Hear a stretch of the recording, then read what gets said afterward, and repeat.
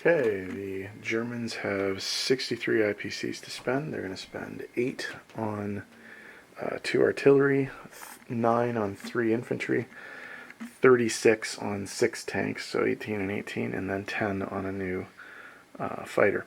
They will be declaring several attacks, the most notable of which is probably going to be the attack on C-Zone 110, the naval elements there. They're going to come in with the submarine from 125, the 2 submarines and the carrier from 113, the 2 fighters from Western Germany, the 2 fighters and the tactical bomber from France. I think that's everything.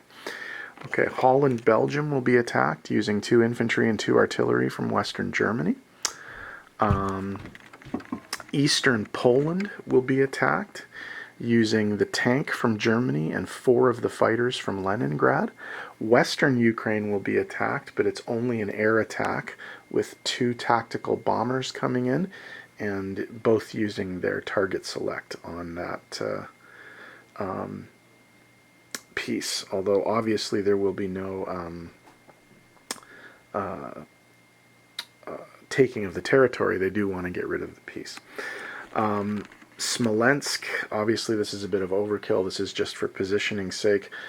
4 tanks from Archangel, 3 tanks and infantry, and an artillery from Belarus, positioning themselves for the final attack on Moscow in the last round. I think that's all the attacks. Oh, sorry. Into the Smolensk attack as well. I always forget these. 2 infantry being paradropped from Paris, and they have enough movement to get there and land someplace that is okay. All right, that's that. Let's see what happens.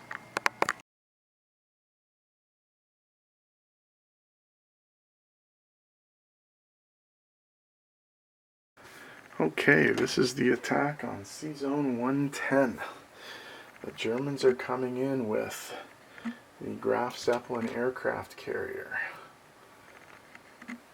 U-78, U-75, and U-84 U-boats, and 4 fighters and a tactical bomber.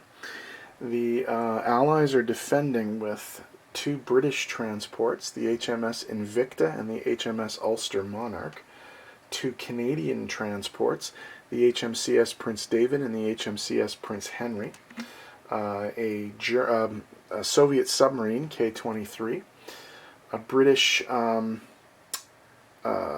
carrier, the HMS Hermes, a Canadian destroyer, the HMCS Haida, and a battleship, British battleship, the HMS Centurion.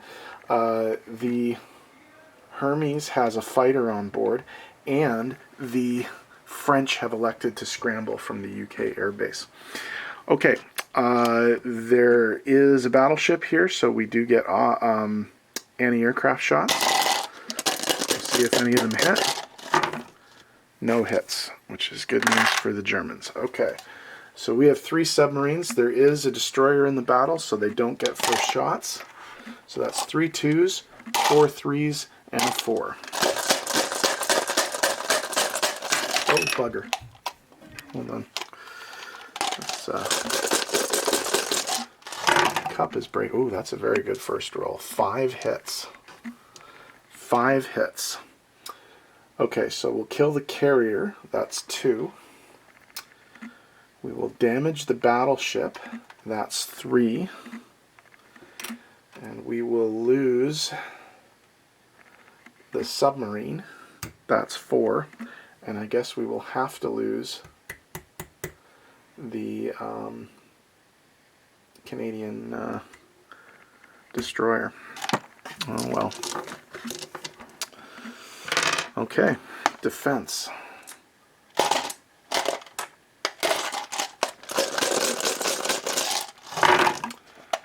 4 hits for the Allies. Okay, well, we'll lose the carrier. That's 2 hits, and we'll lose 2 submarines. Okay, so what's left? We have a damaged battleship. We have 2 pairs of transports, and then we have the 2 fighters.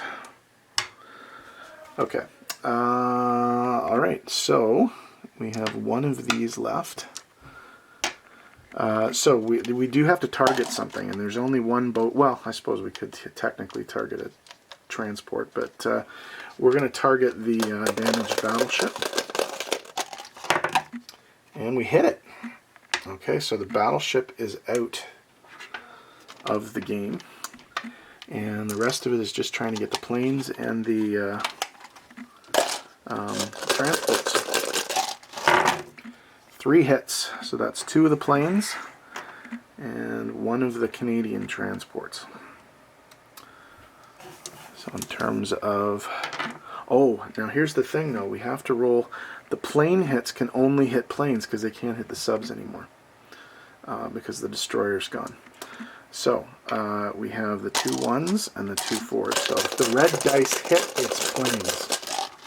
If the white dice hit, the white die hit, so that's a sub, and we lose 1 of the planes.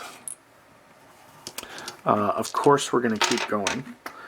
There is actually only 1 die to roll for defense now because it's only paired transports.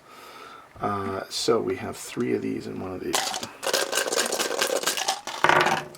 3 hits, so all of the ships are dead.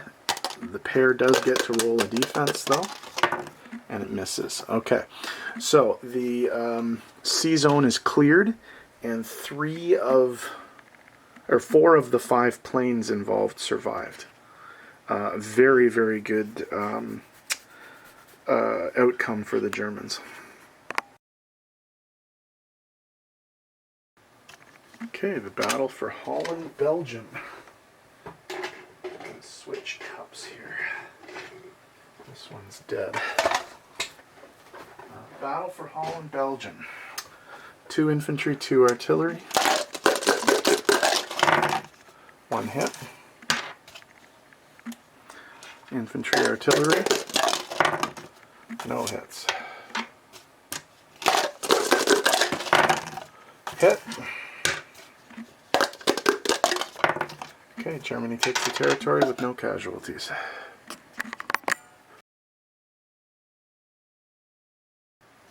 Okay, it's the battle for Western Ukraine. Obviously the Germans cannot take the territory, there's no ground units, but both attack bombers are performing a target select. Hit. So, no defense.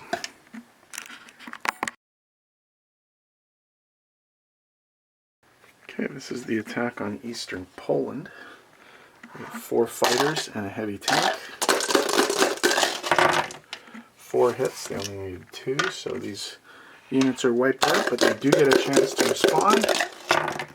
No hits. That was very good news for the Germans because that means they can take the territory.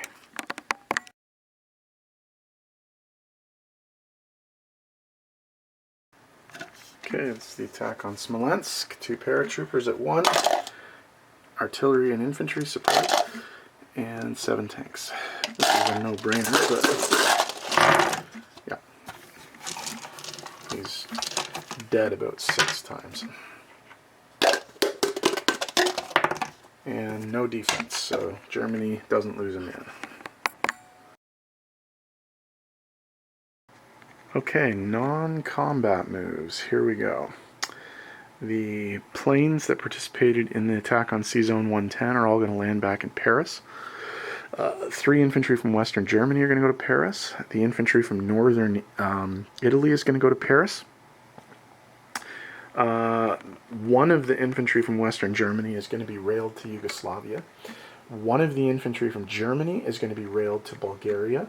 1 of the infantry from Germany is going to walk into Slovakia, Hungary. And 2 of the infantry from Germany are going to be railed to Belarus. Down in the Med, the transport in 95 is going to go to 94 and give at least a modicum of defense to the Italian transport. And the destroyer is going to go to C-Zone 98 and block the British from coming into the Med.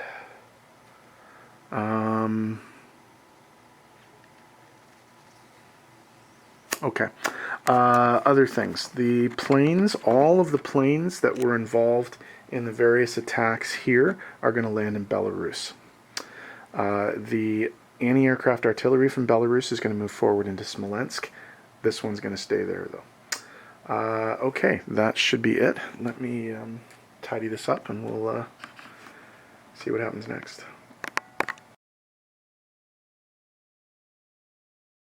Placement of new units. 3 tanks are going to go into France.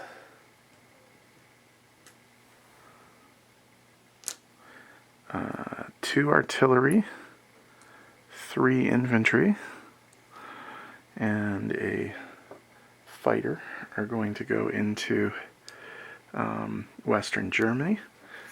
And then an Archangel, 3 tanks. Okay, income. The Germans get Holland, Belgium back from the English, so that's +3, -3. And they're going to claim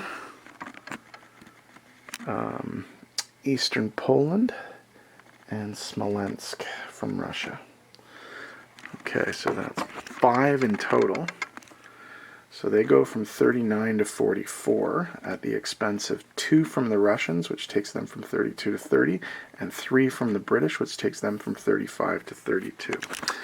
So the Germans have a base income of 44 IPCs. They have 3 national objectives: Norway and Denmark with Sweden neutral, controlling Leningrad, and Argentina and Chile being pro-Axis neutrals. So they are going to put 59 IPCs in their bank account for the final turn of the game. Alright, let's do disposition of forces. In Denmark, 1 infantry. In Western Germany, 2 artillery, 3 infantry, 1 fighter. In Holland, Belgium, 2 infantry, 2 artillery. In France, 6 infantry, 4 artillery, 3 tanks, 1 anti-aircraft, 3 fighters, 1 tactical bomber.